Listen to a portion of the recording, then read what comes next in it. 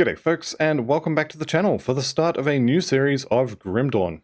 As usual, this is a day late and a dollar short, but this time we are doing a fire-converted pet Cabalist based on the beginner's guide I wrote for it, the link of which will be in the description below. So Cabalist is a combination of the Necromancer and Occultist masteries. It's one of the three possible combinations of the three main pet masteries, that being Necromancer, Occultist, and Shaman. And as such, it makes a really good pet build. While Conjurer is going to focus on a few bigger pets, and Ritualist can kind of go either way, Cabalist really wants to have a horde of skeletons and stack as many buffs and auras onto them as it can. While this is not quite as strong as it used to be, you do still end up with one of the strongest and smoothest leveling experiences in the game, and a very solid final pet build. As with all pet builds, this is going to be incredibly tight on skill points.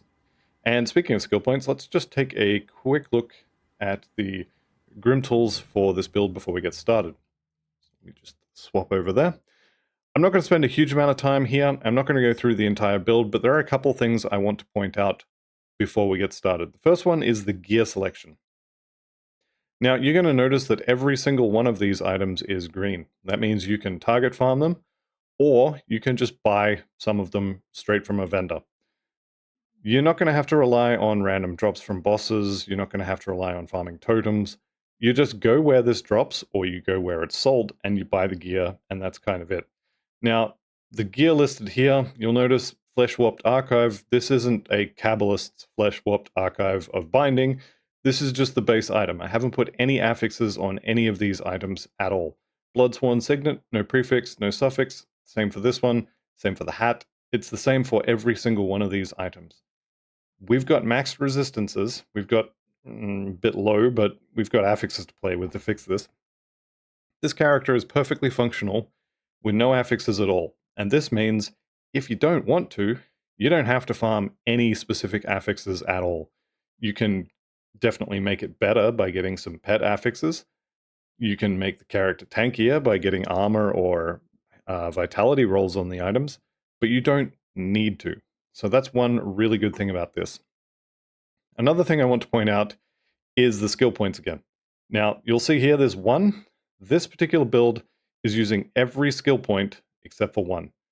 This is kind of unrealistic for a leveling build, because some of those points are going to be coming from things like defeating Ultimate Korvac, by which time you're usually done with the leveling and you're looking to transition into maybe a Lost Souls build. They're also available from getting fairly deep into the Shattered Realm, which is likely something that I'm just not going to do in this series because, quite frankly, I find the Shattered Realm to be incredibly boring.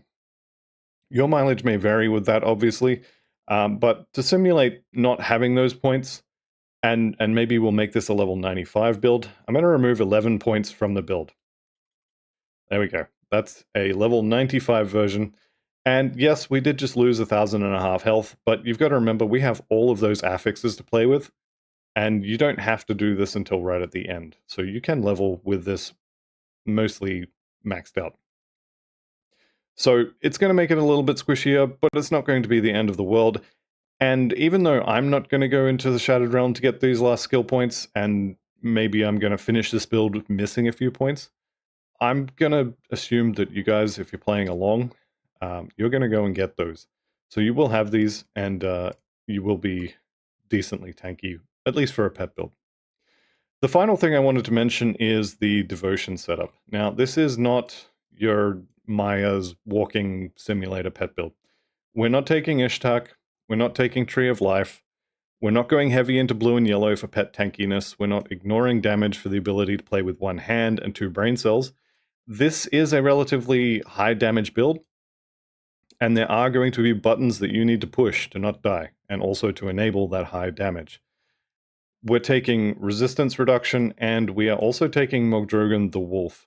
Now, these things usually will preclude you from taking the brain off AFK pet build stuff, but I think this is a better way to play. So, this is a relatively high damage build. We're taking resistance reduction, we're taking Mogdrogan the Wolf. If you want to play a walking simulator where you can go AFK in large groups of enemies and generally be fine, this is not the build for you. Conjurer is over there. You probably want to go play a Conjurer. So, with all that said, let's go ahead and jump back into the game and get our character created. Now, I'm going to make a male character because I'm going with the classic necromancer name Zul. For those of you who don't know, this is the canon name of the Diablo 2 necromancer, and I have a massive soft spot for Diablo 2 fishymancers. Unfortunately, we don't have corpse explosion in Grim Dawn, but this is probably the closest you're going to get. Now, the other two checkboxes here, I am going to play on veteran because I get bored in normal. This will make the game harder, but this build will have no problem with it. So if you're playing along, this is a veteran-capable build. But also, if you want to play this with one hand and a beer in the other hand and just relax after work, nobody should be judging you for playing on normal, and nobody's going to know anyway. So just play whichever one you prefer. It'll all work out. The build will still basically face roll veteran or normal difficulty regardless. And this is here so as I stay awake while I'm recording. The other thing is I'm going to play on hardcore. This is another optional thing that you don't have to do. This is something I enjoy playing. I enjoy the additional risk of permadeath. And there have been a few comments on previous videos, so I do want to make this clear. If you die and your hardcore box is checked when you make the character, if your character dies, that's it. It's dead. You can't play it anymore. So if that doesn't sound like fun to you, just turn it off. Again, no one's going to know. No one's going to judge you. It's just an extra little challenge thing that I really enjoy. So I'm going to turn those on. Again, absolutely optional. You play what's fun for you. So here's Zul. He is a level 1 no class at the moment, actually. And let's get into the game. Now, like all of my playthroughs, this is going to be a fresh start, and I'm going to be skipping all of the cutscenes as well. Well, all of them, I say both of them. So this is going to be a fresh start playthrough. That means I don't have any items from previous characters. I won't have anything in the stash. I won't have any blueprints or recipes learned. This is basically the same as if I had just bought the game and I'm starting from nothing. Before we get going, again, I know there's a lot of stuff to go over at the start of a new series. There's a few setup things that I do want to go through. First one is the minimap up here. You can make it larger by clicking on this button. You can make it go away by clicking again. I prefer to have it larger. Again, whatever you prefer is fine. The other things I want to check is the loot filter. I don't want to see white items in my playthrough. I do have empty slots, and a pair of white boots is better than an empty slot, but it just means I have to turn it off later, and I'd rather do it now and not really worry about it. We're going to have magic or rare items in all of these slots very, very quickly, so I prefer to just turn it off right at the start. It's up to you if you want to leave it on, it's going to be fine. The other thing to really point out is here in the options menu, in the keybinds here, this is a little bit small due to resolution. Unfortunately, I can't size this up. But the things we want to point out are, where are we? Energy and health potion. I have bound to E and Q. This, again, it doesn't matter. Just put them somewhere where you can find them. You will not need these as much as some other characters, but this character is, I don't want to call it a glass cannon because it's not glass, but it's definitely not a tank either. So maybe we will call it a glass cannon, just to kind of emphasize that this is not a character you want to be tanking bosses with. That's what your pets are for. So health and energy pots, you won't need the energy pots, but definitely the health pots here. The pickup function here, this allows you to use a keyboard button instead of left-clicking on each individual item. This will save your mouse hand from RSI. Make sure this is bound. I believe it's unbound by default. And I've got it on R. You can put this wherever you like. Again, you're going to push this button a lot, so pick somewhere comfortable. This is quite comfortable for where I have my left hand when I'm playing. Evade is going to be our movement skill, at least for a little while. And I've got it on mouse 4. That's the back button for those of you with back and forward buttons. Where it goes exactly doesn't matter. Again, just make sure it's somewhere you're comfortable with. I believe it's spacebar by default, which is really nice because that's where my thumb sits, but I'm just used to playing with it on mouse 4. The other thing I will point out here is toggle hide all items for the loot filter. When you press Z, you won't be able to see any items, or Z if you're from certain other parts of the world. So this will just toggle your ability to see any loot at all, and you can turn that on and off whenever you like. I like having this bound because totems later on will absolutely spew out items, and you want to be able to see what's going on for the actual fight. Okay, that is all of the setup stuff done. Let me just get... where are we? We'll just open this. Sorry, you can't see what I'm doing, but I'm messing with the old Internet Explorer. Let's go ahead and scroll down here. So I am using my my guide as a reference thing. I probably don't need to, because, I mean, I wrote it, but we'll just put it there anyway. So let's get on the way here. Now I'm going to spin the camera to grab this note. You can use the less than and greater than keys on a keyboard to spin the camera, and if you use mouse 2, or sorry, numpad 2, followed immediately by... where are we going? There we go. Followed immediately by numpad 3, it will spin it back to facing north, and then maximum zoom. So I like to do that. Now, this rotting soldier, if he does his run-up thing where he gets a big white cloud around him and then charges at you, make sure you evade that attack. It'll probably wipe out half your health bar. This here will generally give you a rare item. It's giving me a white item this time, so since I've turned the filter back on just to show it, I may as well pick it up.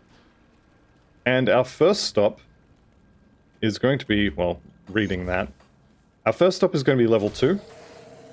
And I want to head over here on the right to pick up Hevel's Greatsword. Now, Hevel's Greatsword is an amazing first weapon for every build ever, because it's always in the same spot, it's always rare, and it does pretty good damage. So this body right here will always drop Hevel's Greatsword. It's not always going to be charged. You will get different affixes on it, or no affixes, but it is still a really good starting weapon.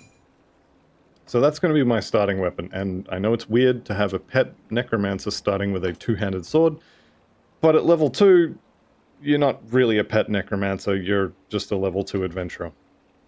So we will be starting with necromancer, and I will point out at this point that later on, to get the amulet we want, it is much easier to get it with the good affixes if you start as a cultist and join Kaiman's Kaiman's Chosen, so you can farm the Death's Vigil for the amulet. I'm going to be starting Necromancer, and I'm just going to be buying whatever from the shop instead of farming for it.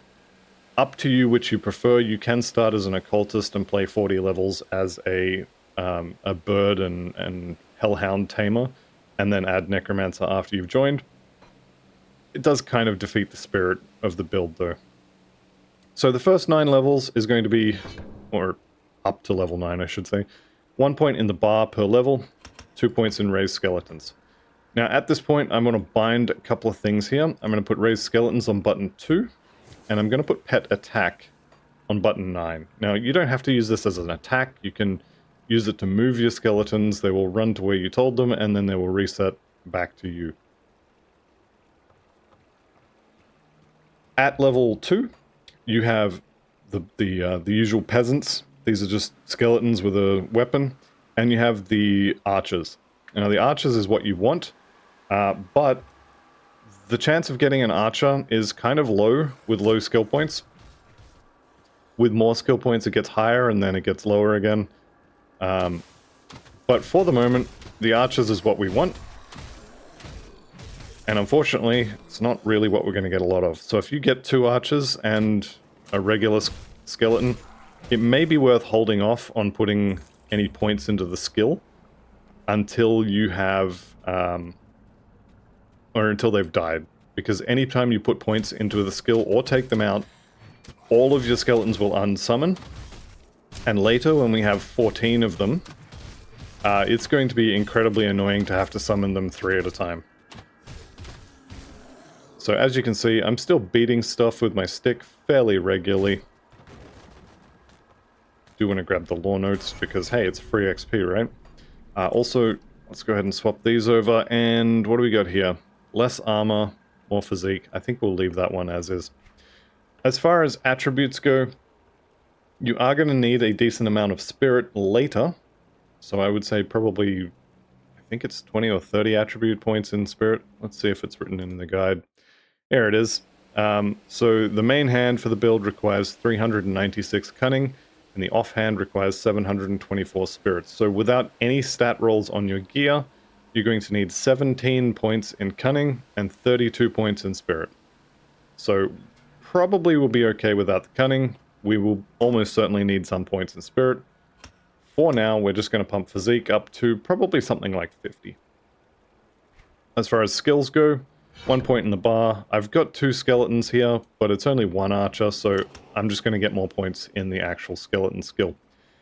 Now, the break points for raised skeleton are 9 points, lets you start summoning mages, and 13 points lets you start summoning the revenants. Now, the revenants are ridiculously powerful early, and then they fall off late. So early on, you want revenants and mages, and then later, you want mages and archers again. We are still a few levels away from getting that, so let's go ahead and resummon, and we'll be on our way. Now, this bridge is blocked for me, so I'm going to have to take the little bridge over here across the river. But that's fine, because we want to rescue Faldus anyway. So let's just come in here, and if you put your mouse just at the bottom of this top option here, you can just speed click through all that and send him back to town. There we go. Now, I like to be level 5 before I fight Kyzogg. This is a preference thing. You can kill him at level 4, it's no big deal. And if you're playing normal difficulty, you probably will be level 4 when you get to him. One of the perks of playing on veteran is, well, 1 more spawns, so you get more XP because there's more stuff to kill. But also, there is an XP bonus on top of that as well. So there's level 4. I should be level 5 before I have to fight Kyzogg, which is pretty good. Now, I've got 2 archers here, so I'm going to actually hold off on spending my 2 points in the skill until I'm going to resummon them anyway. I may even wait until just before Kyzogg. We'll see how we go. One thing about the archers is they do actually use line of sight. So this guy's, well, these guys were just shooting the wall there. One thing you do kind of have to watch out for, you can just ignore it and eventually they'll move. Or you can use the pet attack command to send them over here and then they'll follow you later. Okay, this is another thing to talk about. Any items with of mending, you want to equip early on because they are very powerful early. If you've got 14, or if you've got 400 rather, health points, and you get 20 regen on a belt, that is a big chunk. That's, what is that, 20 levels, or 20 seconds, I think, to heal you to full. If you've got 4,000 hit points, and you get 20 health regen on a belt, suddenly it's 200 seconds, which is 3 minutes, 20 seconds. It's a lot less impressive. So early on, regen items are incredibly powerful, and then later they kind of fall off, and we will not really be using regeneration as a defensive layer on this build, but early on they are definitely good. Now I've still got my 2 archers, so I think once I hit level 5 I might just refresh them anyway, and it's entirely possible that I'll end up with 2 little peasants or even 3 of them and no archers, but we can just resummon. I think I'm going to clear down to the door first, though. And I do want to kill these... what are they called? Corruptions. The floating eyeballs, they do a decent amount of damage, because at this point in the game, you don't have any resistances, so... 0% lightning res, they do a lot of damage. Okay, more physique, please, and I am now going to put more points into raised skeletons. Now, unfortunately, I am 1 point short, so I'm actually going to do it this way. No, I'm not. I'm gonna follow the guide. If I'd taken that 1 point and put it instead in here, we would have 9, and we would be able to summon mages occasionally. This is going to be fine, though. So let's go kill Kyzogg. Like I said, I like to be level 5, but it doesn't really matter. And we're starting to get to the point where the archers are one-shotting stuff before I can kind of get there and have a swing at them. So we want to be looking at maybe getting an offhand with some pet stats at this point. And Kyzogg just happens to have an offhand that probably won't come with pet stats, but it can. Now we're going to be doing a ton of damage to Kyzogg here. Our two little archers in the back, as long as we keep everything distracted, they are going to destroy everything all on their own, basically. So they're busy plinking away at Kyzogg. There he goes.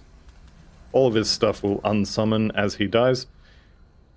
And honestly, the fight's a little bit of a non-event with two archers. These pants are a massive upgrade, so I'm going to chuck those on, throw those on the floor. And I did actually get a pet prefix on these. Now, pet prefixes at low levels kind of don't matter. 10% all damage for pets is decent though. So I'm going to take that, I'm going to use that, and I'll probably use the... this one says it's more damage, but this has a damage proc on it. Honestly, it doesn't matter. I'm just going to use something, so I'm not using nothing, basically. You could also just stick with Hevel's Greatsword until you get to Carver's Conjuring Bone, which is going to be the preferred offhand for this build, at least for a decent while. Alright, Devotions. Oh, there's a Copper Band of Mending, so there's some more regen for me. For Devotions, we are going for the Imp first, so let me just bring up Devotions. This is the Imp. We are doing, well, at the moment we're not doing Fire or Aether, but when we kill the boss of Act 1, we will be converting our skeletons to Aether damage, and this does Aether damage, so they will be doing a lot more damage with this.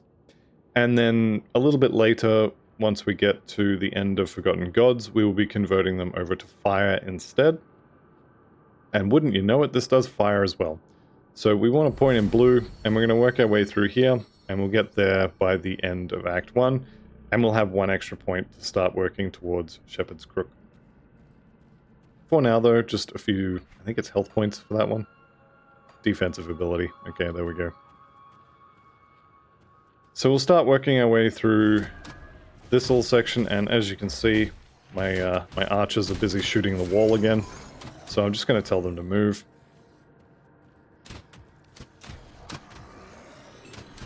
And I am definitely getting my skellies to the point where they don't need me.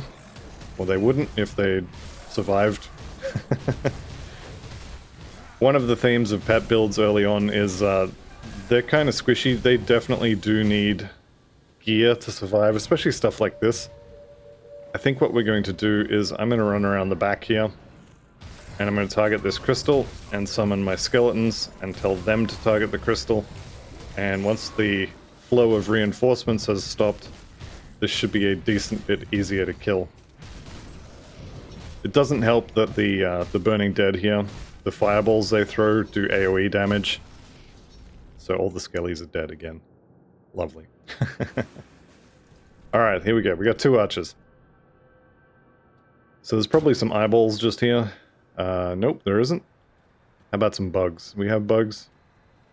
It's worth going looking for these bugs, or it would be if there were any. It's worth going looking for the bugs because you want the components that they drop at the end of Act 1 for a little bit of crafting. Alright, so we're still going to be putting 1 point here and 2 points into the pets. Didn't get a mage this time, but when they show up, you'll know about it. They'll start throwing fireballs and meteors at things. They are really, really powerful early on. And give us some AoE clear, which the build... I mean, leveling with skellies until you get the mages, it's all single target. It's certainly not bad, though. Alright, we have Pharos the Rotted here. Where is he? There he is. And we're just going to go and kill him.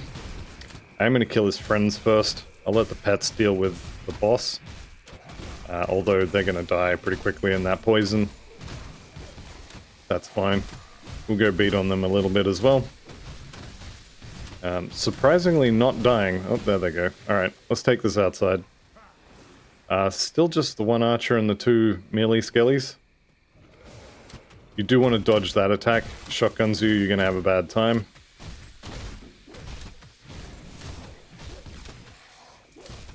you stand in melee range, though, he doesn't actually do that attack, so that's useful to know.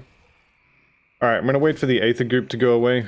You do not want to stand in Aether Goop, especially with no resistances, but just especially at all, ever. It does a lot of damage. Alright, let's head up the road here. Here I am trying to push a movement skill that I don't have yet. It's fine. We'll get some more movement speed later. Also, we've got some components now. What I could do, I could put a Searing Amber on here and just become a little bit of a caster for a while, and I might do that, actually. So, Searing Ember will give you the Fire Blast skill. It's just Fireball. You could also use Chilled Steel, which is Ice Spike. We'll go ahead and waste one, just so I can show you the skill. This one, I'm pretty sure pierces. Yeah, it does, yep. So that's the advantage for this one. The Fireball is an AoE blast where it hits. So you can do a decent amount of damage with either one of them. The early level lightning component is a Nova. So again, that can be useful for clear as well. We're probably not going to use this much past level, maybe 15 or so. End of Act 1, I would say, is where you're going to stop using that. Now, when I'm looking at armor, I'm looking for armor value and also resistances. Mostly armor value early on. There's not a huge amount of magical damage in Act 1, and they don't expect you to have max resistances here, so while it is nice to have resistances in Act 1, they kind of don't expect it. Also, I've got 2 Bony Boys and 1 Archer, so once I've killed these, I'm just going to resummon. RNG does not like me. We got 3 Bony Boys, that's fine. This particular Rift Gate, you do want to watch out for the charge attacks from the Rotting Ember Guard, and also from the, what are they called? Rotting Soldiers. They get this little white cloud around them, and they'll rush at you. Let's see if I can get them to trigger it. They'll deal with my skeletons pretty quickly. Okay, this guy is going to do it. Any second now. Any second. I swear this is a thing they do. Alright, fine. You know what? I didn't want to show it anyway.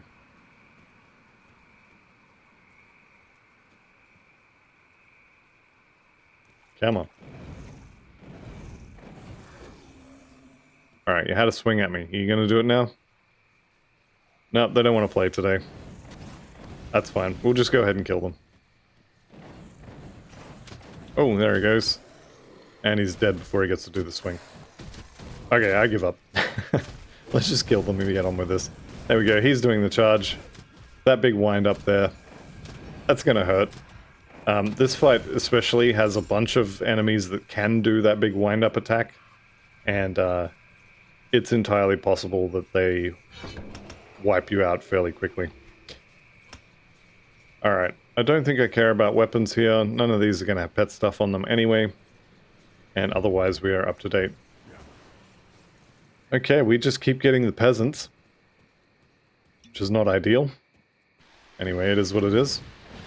The other thing in this section, the shaman here, the snake people, the blue ones that throw the cold damage at you, are going to be high priority targets because they have a quest item that we want to get.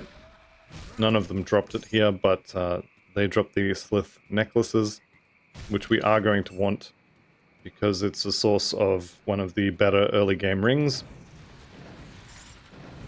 So we're going to kill them. Anytime you see one of these pits, there's almost always going to be at least one shaman in the hole. Fortunately, still didn't get to kill him. Alright, we got skellies available again, and again. What is going on? Is that 3 in a row now with just melee skeletons? I feel like somebody doesn't like me very much today. Alrighty, this is where we get our offhand. Now, if you didn't get a pet offhand from Kyzogg, that's fine. You're about to get one. This one will roll with some sort of affix, but it really doesn't matter, because the base item itself comes with a pet that is summoned when you attack things, And, hang on. There we go, we got an archer at least. And it comes with pet stats on it by default.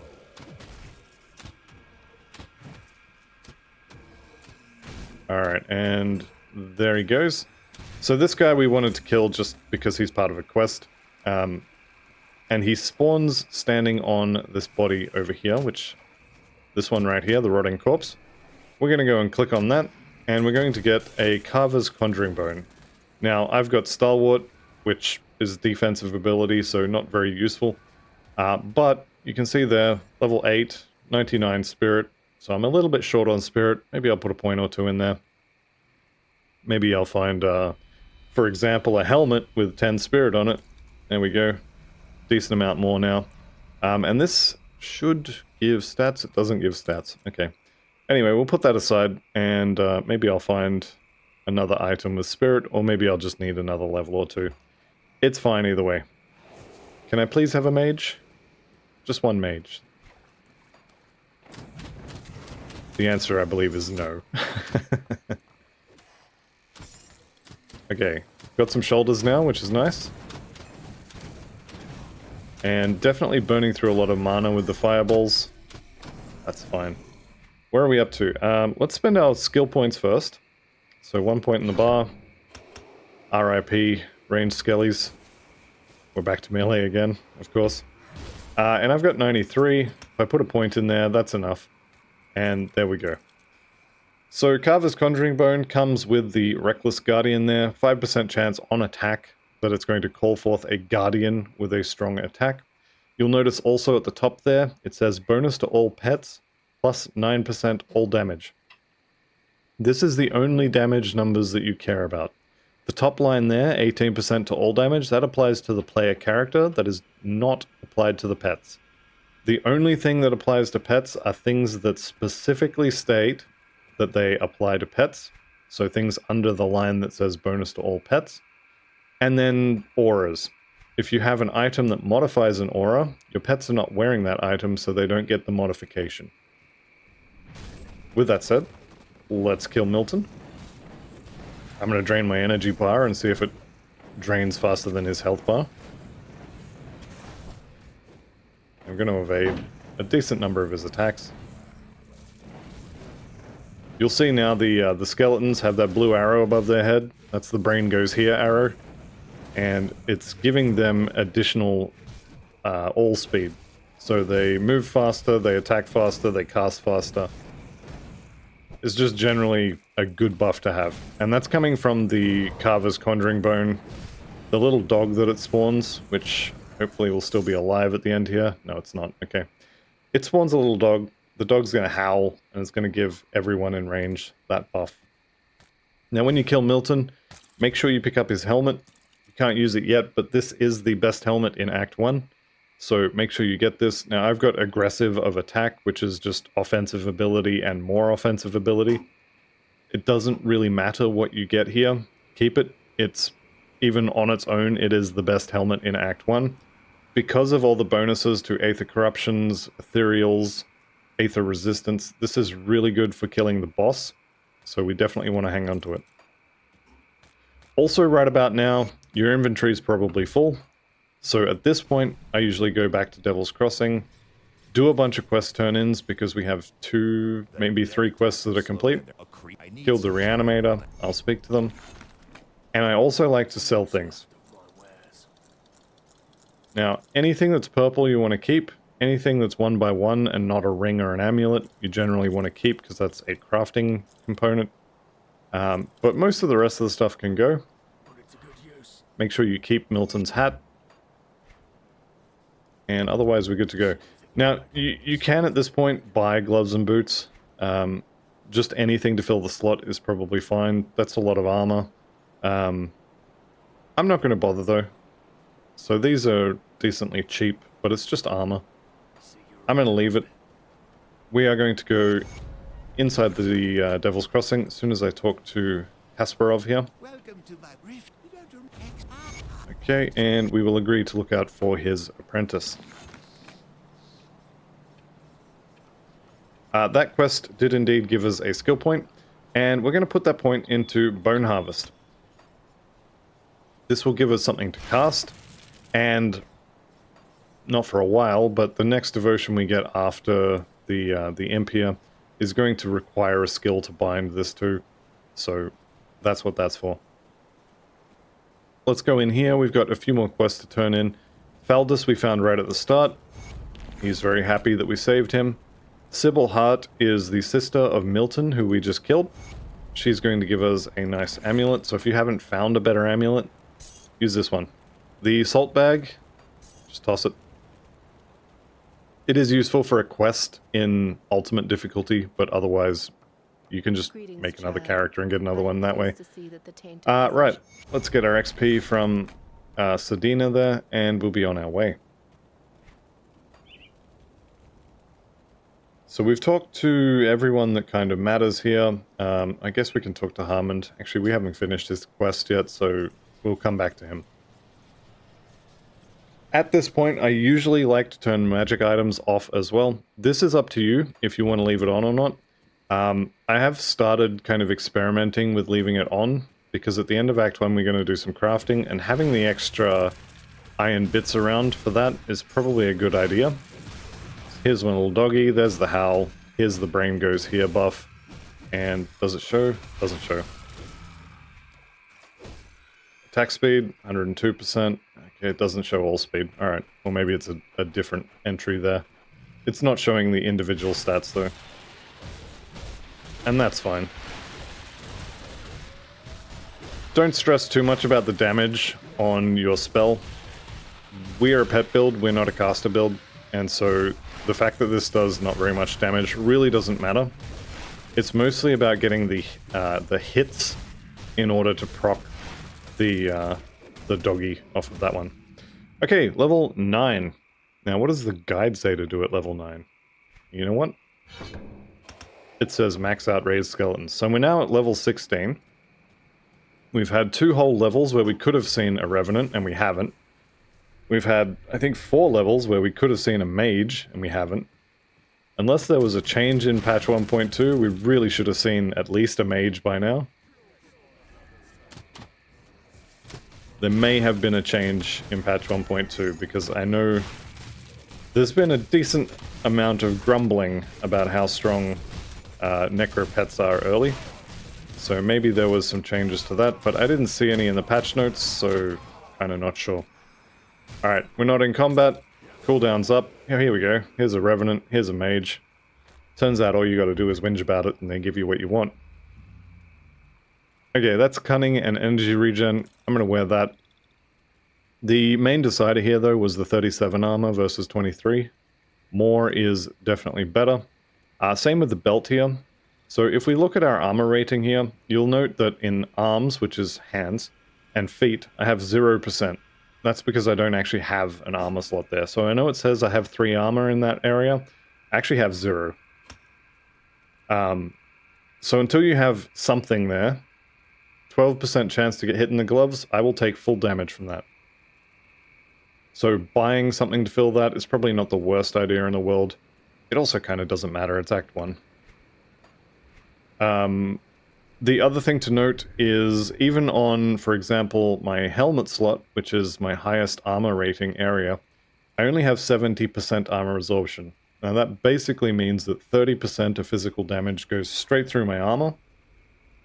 And even though, let's pretend I had some hacked item that gave me 10,000 armor rating in every slot, with 70% armor absorption, 30% of all physical damage goes straight through it, and the rest of all physical damage is reduced by that amount. So there's no way you're going to take 10,000 physical damage this early in the game. That would reduce 70% of the damage, so the portion that doesn't go straight through my armor would just be reduced to 0, but I'm still going to take 30%. So we will bump that up later. For now, it's kind of whatever. Alright, so level 10, we get access to the occultist. But we're actually not going to put any points into it until quite a bit later. We want to get our pets kind of leveled up. And putting points into the occultist bar is just going to slow that down. So necro pets out of the box are the strongest in the game. The Blight Fiend is the tankiest thing without items there is. Basically, the Necro doesn't have any auras, and so the pets have to be stronger to make up for the fact that there's no auras. So while if you're playing a Conjurer, there's a lot of auras to buff those pets, so the pets don't have to be as strong to still be quite good after you apply all the auras. With the Necromancer, there are no auras, so the pets have to be stronger out of the box. What this means is if you have a friend, one of you should play a Ritualist and the other one should play a Cabalist, and between you, you get all of the auras, and you get Necromancer's really strong pets. Alright, Desecrated Shrine. That means we get to fight for this one. I don't see my little doggy. I don't see my brain goes here arrow. Apparently it doesn't matter. Okay, something to point out about the Wanderer's Bone here. Even though it is a pet prefix, 9% health is not going to help you. Your pets with 9% extra health are still going to die, because they are still squishy, and they don't do any more damage. So this is it's not a glass cannon, but we'll call it a glass cannon. Because the way this build works is you kill everything before it has a chance to do any damage. Now, if you're taking damage away in order to give your pets a little bit more health, they're still going to die, and now you're not killing things, which means they're going to die even faster, because things that are dead generally don't hurt very much. That's not to say they don't hurt at all, because they can leave goop on the floor, and maybe they have a damage over time effect ticking on you. But usually when you kill stuff, they stop doing damage to you. Alright, so I came out here for the Isaac Spaulders here. Large amounts of armor on that. Very quickly going to be, what's the word? Not outdated, but replaced, I guess. But we'll chuck those on for now. That's a nice shield. That's a lot of health. I'm not going to use it, but it is nice. That is also a lot of extra armor and health, so we'll chuck that on as well. Okay, so Devotion Shrine in this cave. Nice shoulders over here. You can skip the shoulders if you want. And then we will rift back to the Foggy Bank and head on in. Still trying to push that movement skill that I don't have yet. Seeing as how we've got the Mage and the Revenant, I probably should have a little chat about them. So you'll notice that this guy throws out little balls. That's vitality damage. The other thing he does is he has an aura around him that pulses vitality damage. And so if you get 3 of these guys, they will run into a pack and just annihilate it. Level 10, like I said, we could take a Cultist here and start putting points in. We would end up with the Familiar pretty quickly. We would end up with Curse of Frailty pretty quickly, although it's usually, well, not usually, it's always better to get the pets maxed out first and then worry about getting supporting stuff. If you're playing on normal, you can stop Raised Skeletons at either 9 or 13 points and start putting it in other stuff and you'll be fine. If you're playing on Veteran, you really want the extra damage. So 2 points into the bar, and then 1 point in Undead Legion. We're going to max this out. So this gives us additional summon limit on the skeletons. You can see with 1 point we get 1 extra skeleton. So we're going to summon them. We only summon 3 at a time, which is unfortunate, because it means we're going to destroy 2 of those to summon 3 more. And I bet you know which 2 are going to get destroyed to summon the next 2, or the next 3. Yeah, it's going to be the Revenant and the Mage. Speaking of the mages, you see these fireballs. That's the mage. Also, they have like a fire nova, which they're going to cast occasionally. That's fun as well. Alright, what did we lose? Yep. Broke the good ones to give me actually pretty good ones as well. So archers early on are really, really strong because they fire instantly. Mages early on are really, really strong because they're AoE. Basically anything that isn't the melee peasants is what you want to get. Now, the reason I'm running around in this area is to find this guy right here, Luther Graves. This is going to be our Act 1 merchant. We have another one at the moment, but he's going to go away at a later date. Unfortunately, he's going to get squashed. My inventory is full. Okay. Is your inventory actually full, or are you just rubbish at Tetris? That's what I thought. Okay. When you find Luther here, you do not want to extort him. Don't ask him for money. You can just send him back to town. If you extort him for money, he will have higher prices for the rest of the game. You don't want that. You may not ever buy anything from him, but if you do, it's going to cost you more than what you just made for one item. Okay, so we rescued him. Let's go ahead and sell some of this stuff.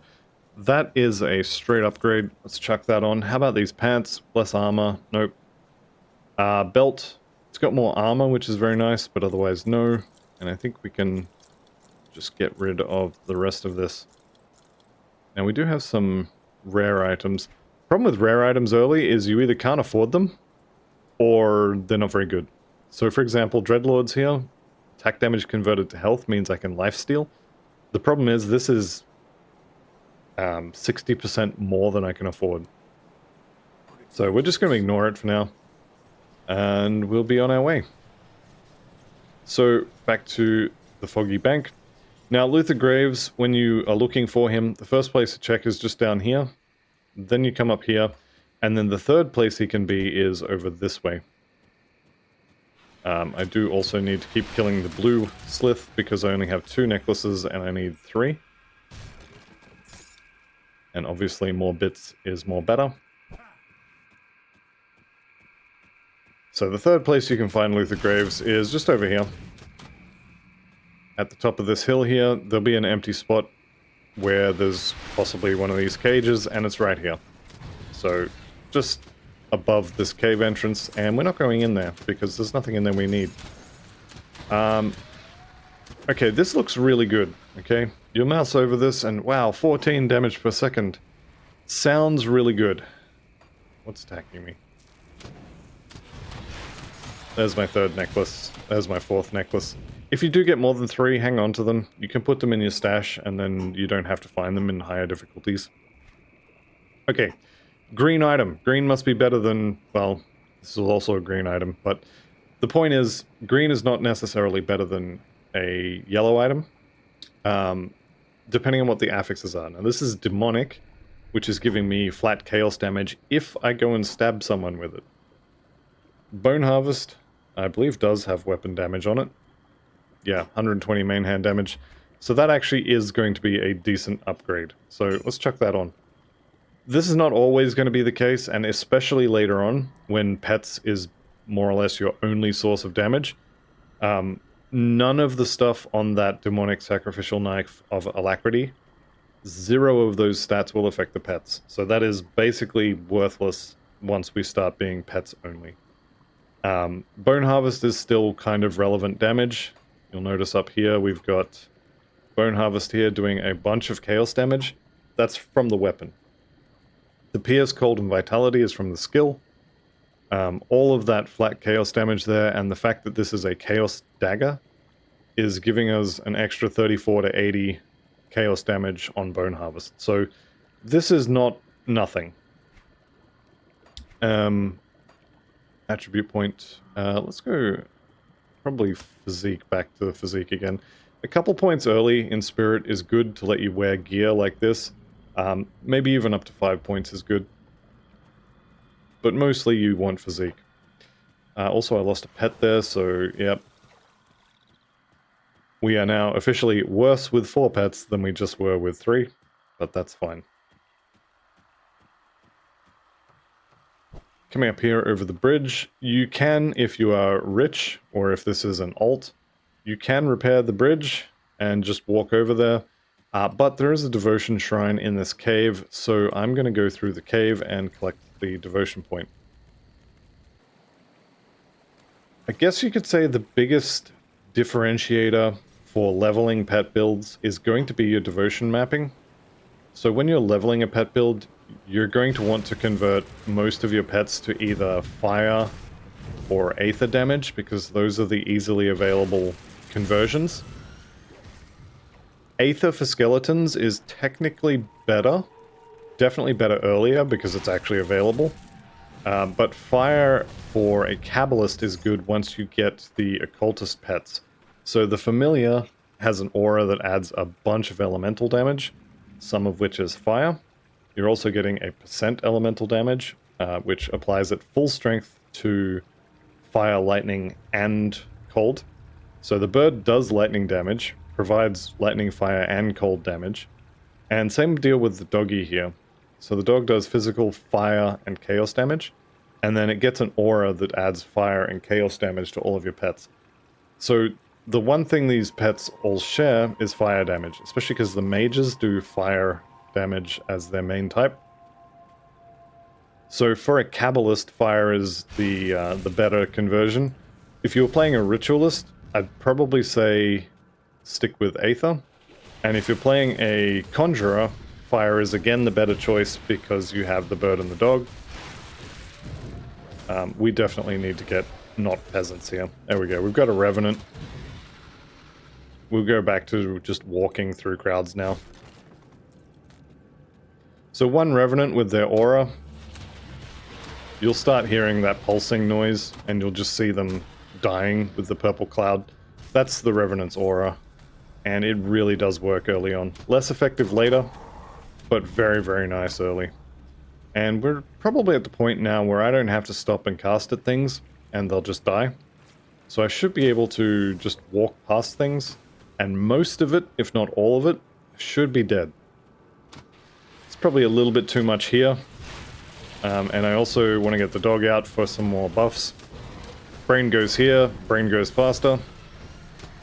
There's level 11, which is great because it means we get an extra skeleton, so we now go up to 5 as a maximum.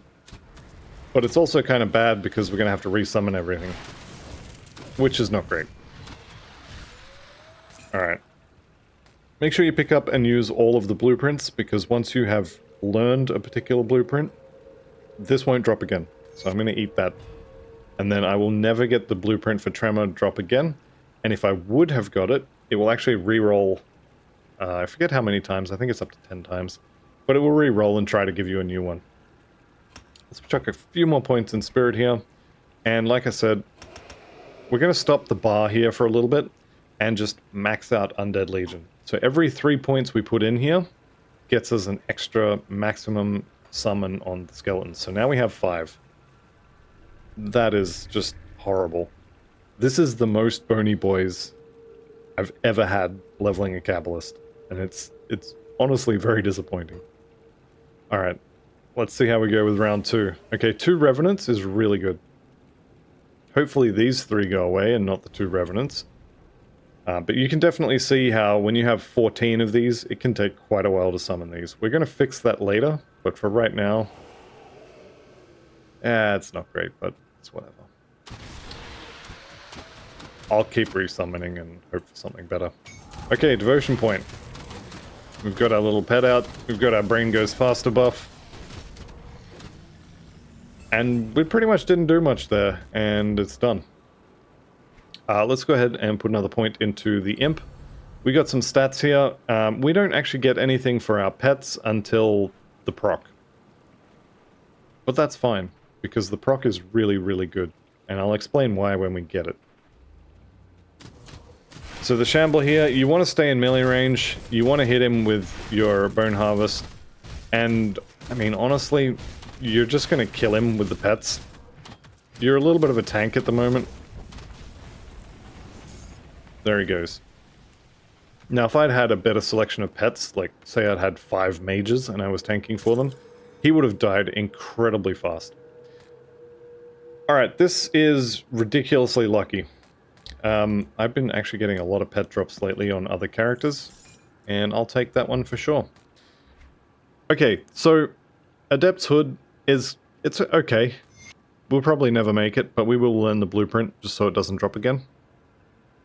And we just got the Marrow Band. Now this is one of the early game rings. It's very unlikely that you're actually going to get this, but it is quite good. We're going to use this until we get probably the fire conversion, but maybe we'll swap it out when we get the Aether conversion. Because you'll see there, under bonus to all pets, it says 17% physical damage converted to vitality damage. And that means our skeletons are converting a lot of their physical to vitality, which should be obvious. It's exactly what it says it's going to do. But later we want that physical damage to be converted to either fire or aether. And if you're converting to vitality, then you can't also convert that damage to one of the others. So this is going to be not very useful later. But for right now, this is really good. And we need 3 more levels to wear it. 2 more, or 1 more for our new helmet. And the other thing that I picked up here, well, this is actually kind of decent. We'll chuck that on. We picked up a Wraithbound weapon. Now, Wraithbound is one of the pet prefixes, and this one is damage and offensive ability. The health and defensive ability above the bonus to all pets, again, that doesn't apply to our pets, but having a weapon with 9% all damage and some offensive ability for our pets is definitely good, so I'm going to chuck that on. I'll just check the other ones here. Enchanters for that seal is not a bad idea. I think the rest of that is probably fine. We'll go ahead and chuck that helmet on. And at this point, usually, I'm going to use this. Now, crushing is going to be that physical damage stuff at the top there. The Scorched Runes is all of the fire, elemental, burning, frostburn, electrocute stuff. And also, I think, the elemental resist, or at least some of it. But this is an amulet with 60 health and 8% increased armor. And because that, or because the armor is percentage, it's going to increase all of my armor, not just some of it. So we're going to put that on. Considerably better than the Sister's Amulet. Regardless of what affixes you get here, this is probably going to be better, so consider using it. Mighty of Mending. This is the exact same belt with a lot less physique and 1 extra point of regen, so we're not going to use that. Alright, let's be on our way here. No skill points to spend. Let's head on out. And we'll get the Rift Gate here. And this is also where I'm going to end episode number 1. So I'd like to thank you all very much for watching. I'll see you in the next one, and goodbye for now.